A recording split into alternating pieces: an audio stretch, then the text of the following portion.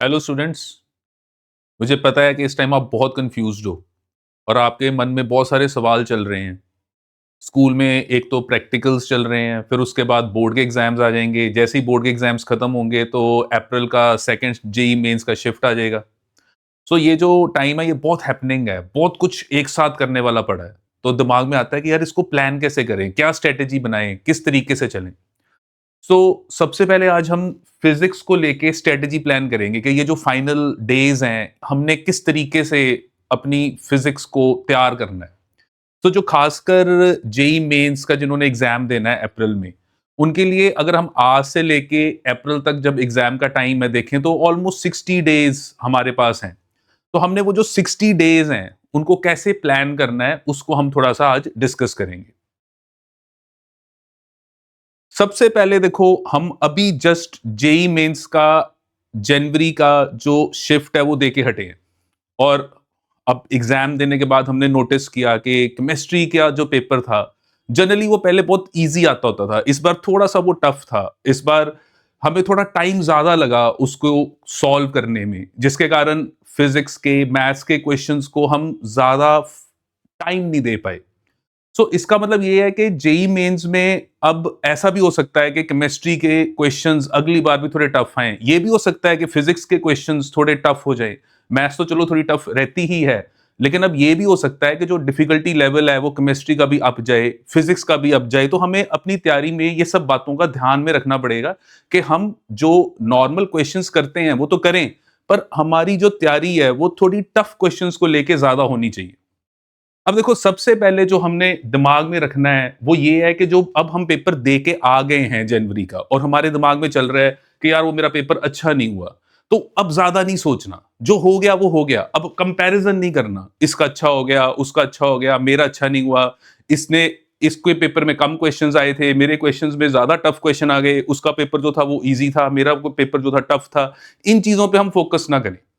हम अब सिर्फ फोकस करें कि हमने अब करना क्या है, ये 60 डेज हमने क्या करना है। सबसे पहले तो अपने दिमाग से जो कंपैरिजंस हैं उन सबको निकाल दो। अपने दिमाग से जो जनवरी शिफ्ट की यादें हैं उनको भूल जाओ। हाँ, उनमें से कुछ बातें वो याद रखो कि आप जब पेपर दे रहे थे तो पेपर देने के टाइम आपने जो डिफिकल्टीज फेस की थी वो दोबारा आपको ना फेस करनी पड़े, उन चीज के ऊपर फोकस करो। लेकिन बाकी चीजों पे फोकस मत करो। अब ये मत सोचो कि यार क्या होगा, कैसे होगा। अगर आप ज्यादा सोचोगे तो उस सोचने के चक्कर में प्रॉब्लम ये होगी कि आप जो अभी कुछ क्वेश्चंस और कर सकते हो वो आप नहीं कर पाओगे। यहां पे सबसे पहले आपने एक बात याद रखनी है कि जो आपके पास अब ऑलमोस्ट डेज हैं वो 60 डेज हैं, और अगर हम 12 आवर्स एवरी डे पढ़ने का एक प्लान बनाएं तो हमारे पास ऑलमोस्ट 720 स्टडी आवर्स हैं। अगर हम इन 720 स्टडी आवर्स को अच्छी तरीके से प्लान कर लें तो हम एक अच्छा रिजल्ट अभी भी ला सकते हैं। और ऐसे बहुत सारे केसेस हैं जिसमें जनवरी के शिफ्ट में बच्चों के कम परसेंटाइल आए हैं और उन्होंने अप्रैल में वो परसेंटाइल जो है वो बढ़ा के सीधे 99 तक वो ले गए। हमने अपने आप को मोटिवेटेड रखना है एंड फोकस्ड रखना है।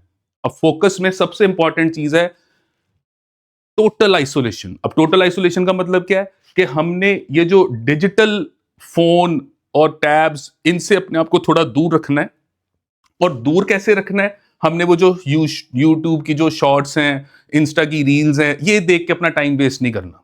हम अपने फोन को साइड पे रखेंगे और अब पूरा फोकस करेंगे, क्योंकि एक बात हमने याद रखनी है कि ये जो हमारे एग्जाम्स हो रहे हैं इनमें कंसेप्ट क्लैरिटी के साथ साथ सबसे इंपॉर्टेंट चीज जो हमारा एग्जामिनेशन चेक करता है वो ये कि हम कितने फोकस्ड हैं, हम किसी चीज को कितना फोकस करके कर सकते हैं। देखो, लाइफ में आपने इंजीनियर बनना है, आपने डॉक्टर बनना है, तो आप एक चीज याद रखो, सबसे इंपॉर्टेंट चीज आपको लाइफ में जो चीज चाहिए वो है फोकस। अगर आपके पास फोकस नहीं है आप एक अच्छा इंजीनियर नहीं बन सकते, आप एक अच्छा डॉक्टर नहीं बन सकते। तो एग्जाम के अंदर सबसे इंपॉर्टेंट चीज जो चेक होती है कंसेप्ट क्लैरिटी के साथ साथ वो है कि how much you are focused. और फोकस होने के लिए आपको अपने फोन को और ये जो गिवन डिजिटल प्लेटफॉर्म्स हैं इनको थोड़ा सा आपको साइड पे रखना पड़ेगा। अब देखो, यहां पर बात आती है कि मैं जेई मेंस की तैयारी करूं या मैं एडवांस की तैयारी करूं, ये बिट सेट की तैयारी करूं, किसकी तैयारी करूं, बोर्ड की तैयारी करूं। अब देखो, यहां पर अगर मैं कंपटीशन की बात करूं तो सबसे पहली चीज आपने दिमाग में रखनी है कि जो हमारा जेई मेंस है वो रिड्यूस सिलेबस है, और जो एडवांस्ड है और बिट सेट है, इसमें हमारा जो सिलेबस है वो ज्यादा आएगा। एडवांस के अंदर जो कंसेप्ट क्लैरिटी है वो बहुत ज्यादा होनी चाहिए, एंड जो बिट सेट है ये हमारी स्पीड चेक करता है। ये थोड़ा लेंथी पेपर होता है, इसमें सिलेबस ज्यादा होता है, क्वेश्चन टफ नहीं होते पर स्पीड चेक होती है। तो सबसे इंपॉर्टेंट चीज है जो हमारे पास है कि हम जेई मेंस पे पहले अच्छी तरह से फोकस करें। फेब का जो हमारा मंथ है उसमें हम हमारे mechanics, current, electricity, optics, modern physics, ये सारे जो हमारे टॉपिक्स हैं इनको अच्छी तरह से तैयार करें, और इस हिसाब से तैयार करें कि हमारी जो मेंस की तैयारी है वो प्रॉपर हो जाए। हाँ, साथ साथ में हम कुछ थोड़े से एडवांस लेवल के क्वेश्चंस को भी उठाएं, ताकि हमारा जो डिफिकल्टी लेवल है वो हम अपना चेक करें कि हाँ यार, हम डिफिकल्ट क्वेश्चंस कर पा रहे हैं कि नहीं कर पा रहे। और एडवांस्ड की प्रॉपर फोकस तैयारी फेब में आप सिर्फ तभी करो अगर आपको कंफर्म पता है कि आपके 180 से ऊपर मार्क्स आने हैं। अगर आपको कंफर्म पता है कि हाँ अभी मेरे तो 180 से ऊपर मार्क्स आएंगे, तो फिर आप एडवांस के हिसाब से अपनी तैयारी को फोकस करो। अभी के लिए जो मैं मेन आपको सजेस्ट करूंगा वो ये है कि टिल फेब आप अपना मेंस का जो पैटर्न है, जेई मेंस जो है उसको प्रॉपरली तैयार करो, क्योंकि स्ट्रेटेजी बहुत इंपॉर्टेंट है। अगर हम बिना सोचे समझे कुछ भी उठा के कुछ भी पढ़ते रहेंगे तो फिर हमें हमारे प्रॉपर गोल्स अचीव नहीं होंगे। अब देखो यहां पर एक और बात आके निकल के आती है कि भाई कंपटीशन की तैयारी करनी है, पर फेब के महीने में बोर्ड के एग्जाम्स भी हैं, और जब बोर्ड के एग्जाम्स हैं तो हमें साथ में बोर्ड को भी लेके चलना पड़ेगा। और जब हम बोर्ड को साथ में लेके चल रहे हैं तो फेब का जो महीना है इसमें आप याद रखना कि बोर्ड को भी मैं तैयार करूंगा। और जब बोर्ड को तैयार रखना है तो एक बात और दिमाग में रखनी है कि जब आप बोर्ड की तैयारी कर रहे हो तो जेई मेंस की तैयारी भी साथ साथ में हो रही है। वो कैसे हो रही है? अगर आप डेरिवेशंस को समझ के करोगे, रट्टा नहीं मारना, रट्टा मारा फिर तो प्रॉब्लम है, लेकिन अगर आप डेरिवेशंस को समझ के करोगे तो वो समझ के करने पे वो जो छोटे छोटे उसके कंसेप्ट्स हैं वो ही आपको जेई मेंस में पूछे जाते हैं। बस ये है कि अगर मेरे कंसेप्ट्स क्लियर होंगे तो मैं जेई मेंस के क्वेश्चंस प्रॉपर्ली कर पाऊंगा। सो मेन बात है कि जब आप अपनी बोर्ड की तैयारी कर रहे हो आप डेरिवेशंस को पढ़ो, और पढ़ने के टाइम उनको कंसेप्चुअली पढ़ो, उनके स्टेप्स को देखो कि हाँ यार मेरे को हर स्टेप समझ में आ रहा है ना। और अगर कोई स्टेप नहीं समझ में आ रहा तो आप मेरे को इन्फॉर्म करो कि सर मेरे को ये वाले स्टेप में प्रॉब्लम है, I will help you out. आप मुझे पूछो, मैं आपको बताऊंगा कि इसको कैसे सॉल्व करना है। एंड जब आप अपनी तैयारी कर रहे हो तो कोशिश करो कि 85% से ऊपर आपके बोर्ड में मार्क्स आने चाहिए, क्योंकि अगर 85% से ऊपर आपके बोर्ड में मार्क्स आ गए तो लाइफ में कोई भी एग्जाम आप जब दोगे तो उसका क्राइटेरिया जो है वो आपके पास आपने क्लियर किया होगा। क्योंकि कई एग्जाम्स ऐसे होते हैं जिनमें हमें एटलीस्ट 85% मार्क्स चाहिए होते हैं, तो अगर हमने वो लिए होंगे तो हमें कोई टेंशन नहीं है लाइफ में, कोई भी हम एग्जाम जाके दे सकते हैं।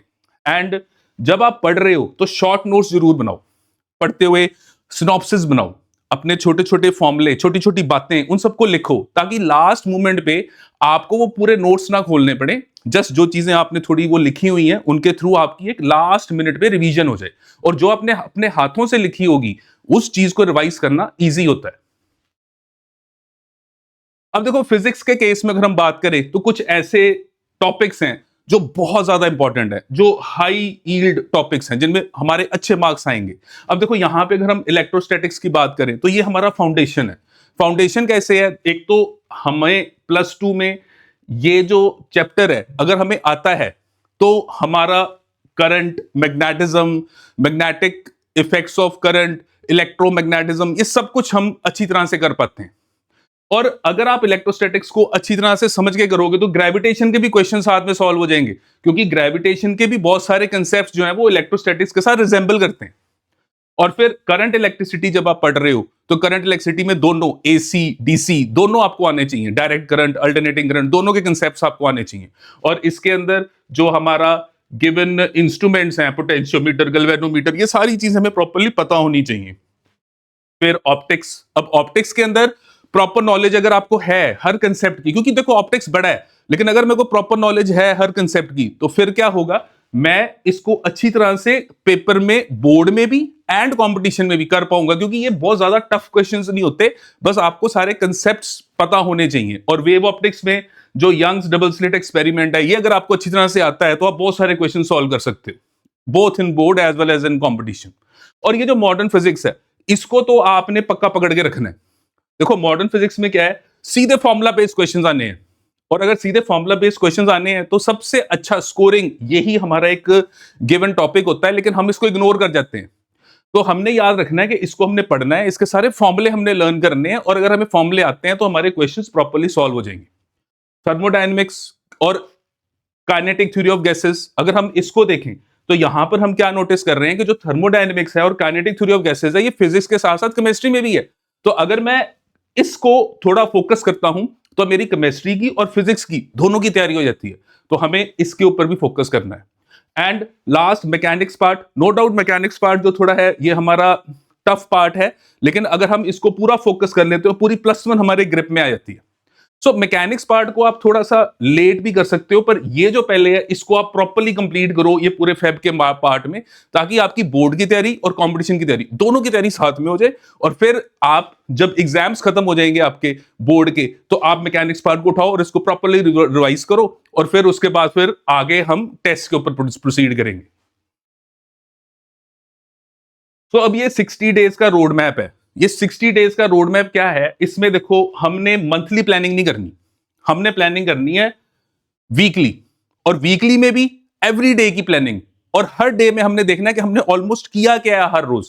सो हम क्या करेंगे, हम 7 डेज का प्लान करें, हर संडे के संडे हम प्लान करेंगे कि यार इस संडे से लेकर अगले संडे तक मैंने क्या करना है। और फिर वो जो प्लान करेंगे उसमें हम एवरी डे देखेंगे कि यार मैंने अपना काम कंप्लीट किया जो मैंने प्लान किया था। और इसमें हम एवरी डे 12 आवर्स अपनी स्टडी को देंगे, और वो जो 12 आवर्स है उसमें हम 12 आवर पे फोकस नहीं करेंगे, कितना काम कंप्लीट किया इस पे फोकस करेंगे। हम ये नहीं देखेंगे कि आज मैंने 12 आवर पढ़ा ना, आज मैंने इस 12 आवर में कितना काम कंप्लीट किया, क्योंकि वो काम कंप्लीट करना इंपॉर्टेंट है। सो जब काम कंप्लीट कर रहे हो तो ध्यान में क्या रखना है, ध्यान में रखना है कि यार मैंने कितने चैप्टर कंप्लीट कर लिए हैं, उस चैप्टर को जब मैंने किया तो मैंने कितने टॉपिक्स उसमें अच्छी तरह से कर लिए हैं। और जब कर रहे हो तो फॉर्मूला शीट्स जरूर बनाओ, अपने हाथ से जो फॉर्मूला शीट्स बनाओगे वो फॉर्मूला शीट्स लास्ट मोमेंट पे आपको बहुत हेल्प करती हैं अपने सारे कंसेप्ट्स को रिवाइज करने में। तो फॉर्मूला शीट अपने हाथ से जरूर तैयार करनी है।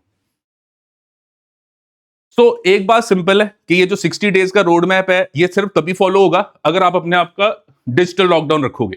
आपको एक तो ये जो गिवन चैनल्स हैं जो बार बार बताएंगे अब पेपर आने वाला है, अब पेपर आने वाला है, इन चीजों को ज्यादा फोकस नहीं करना। आप वीक में एक बार जस्ट एक ऑथेंटिक चैनल को देख लो जो आपको बता देगा कि हाँ भी इस टाइम से इतने टाइम तक ये एग्जाम्स होने हैं। बिकॉज अगर हम हर टाइम बस यही देखते रहेंगे कब क्या होना है, तो उस चक्कर में होगा क्या, हम अपनी पढ़ाई पे फोकस नहीं कर पाएंगे। एंड सबसे इंपॉर्टेंट, ये जो 720 आवर्स आपके पास हैं, इन 720 आवर्स में आपने यूट्यूब के शॉर्ट्स एंड इंस्टाग्राम की रील्स नहीं देखनी, क्योंकि अगर आप इनको देखने लगोगे तो आपका फोकस बहुत ज्यादा खराब हो जाएगा और आपकी तैयारी बिल्कुल नहीं हो पाएगी। इंपॉर्टेंट अब क्या है, इंपॉर्टेंट है एक्शन। घबराना नहीं है, एंजाइटी करोगे तो सब खराब हो जाएगा। एंजाइटी छोड़ो, एक्शन पे फोकस करो। और एक्शन करना क्या है, एक्शन करना है हमने हाई यील्ड फिजिक्स टॉपिक्स जो हमने पहले डिस्कस किए हैं उन पे फोकस करना है। हमने करना क्या है, हमने जो स्लाइटली टफ प्रॉब्लम्स हैं उनको सॉल्व करना है, ताकि अगर अप्रैल का पेपर थोड़ा हार्ड भी आ जाए तो भी हम उसको कर पाए। एंड हमने मॉक टेस्ट देने की थोड़ी सी आदत डालनी है, और फेब के अंदर हर वीक एटलीस्ट एक मॉक टेस्ट। अगर हम एक मॉक टेस्ट एक वीक में देते हैं तो जो एक मॉक टेस्ट होगा उससे हमारी थोड़ी प्रिपरेशन होगी, हमें समझ में आएगा कि मैंने कैसे टाइम मैनेजमेंट करना है। एंड मार्च के महीने में हम कोशिश करेंगे कि वीक में एटलीस्ट हम 2 मॉक टेस्ट अच्छी तरह से दें, प्रॉपर बैठ के दें, इससे हमारा स्टेमिना बनेगा। ये सारी चीजें हमने दिमाग में रखनी है और हमने पूरे फोकस होकर तैयारी करनी है, घबराना बिल्कुल नहीं है। और अगर कोई भी प्रॉब्लम हो तो याद रखो कि I am there to help you out. कुछ भी प्रॉब्लम है जस्ट मुझे इन्फॉर्म करो, I will always be there to help you out. So let's restart and best of luck for exams.